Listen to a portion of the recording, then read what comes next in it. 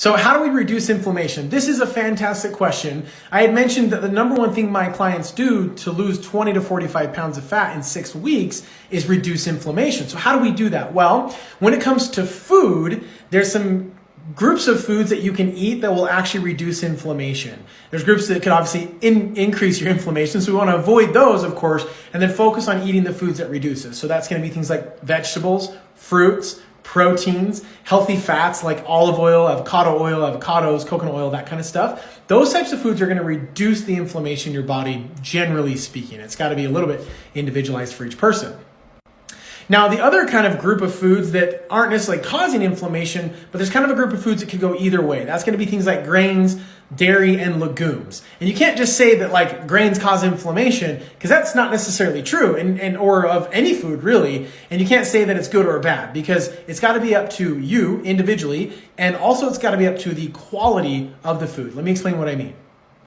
So when it comes to you might respond poorly to dairy because your body just can't digest it well or something, or grains or whatever it may be, and therefore it's going to cause inflammation inside of you, versus someone else may not have that same reaction. So each person has to test and kind of understand. The very best tried and true method of seeing if there's a food that's inflammatory is cut the food out for usually 4 to 6 weeks is a good time frame, and then reintroduce it back in and see what happens. If you feel crappy, if you gain weight, if you can't sleep, you get bloated, you get a headache, you get a rash, whatever, typically a sign that your body's reacting to that food. If you don't, then most likely that food's not a big deal.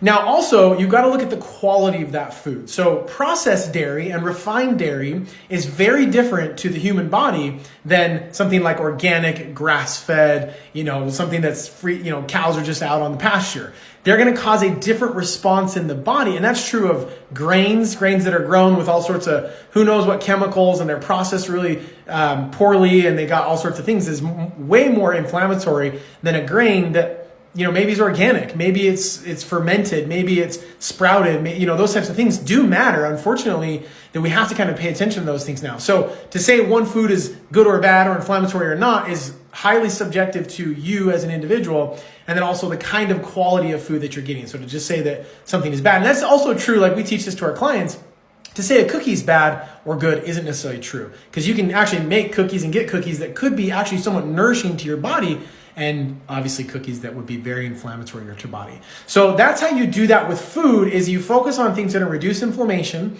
and then you test the things that could be questionable, and of course avoid the foods that we know are inflammatory, which is going to be all your refined foods, your processed foods, your flours, sugars, and oils that are all processed. Those are going to be the most inflammatory foods out there.